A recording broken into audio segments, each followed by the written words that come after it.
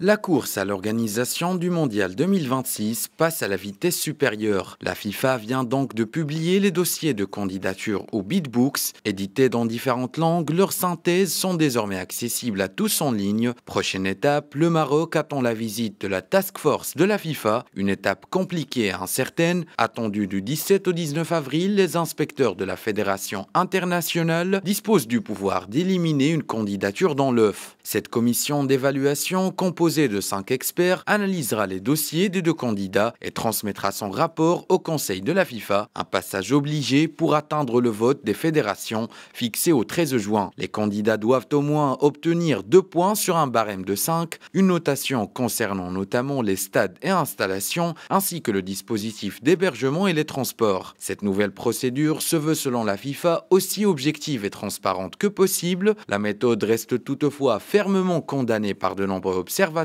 Ahmad, président de la CAF, faisant partie des 37 membres du Conseil de la FIFA, s'est insurgé contre le pouvoir de cette task force, un pouvoir exorbitant qui lui donne le droit d'écarter un dossier avant la phase du vote. À l'heure actuelle, le Maroc dispose déjà du soutien de 49 des 54 fédérations africaines et 12 des 55 fédérations européennes. Malgré la concurrence, une dizaine des 45 voix américaines, dont celles de Cuba et de la Jamaïque, sont également espérées. De surplus, Maroc 2026 espère obtenir 3 des 11 voix océaniennes, dont celle de Tahiti, et une vingtaine de voix sur 46 en Asie. Une chose est sûre, le Maroc, fort du soutien de la CAF, défendra crânement ses chances et fera tout pour aller jusqu'au vote final.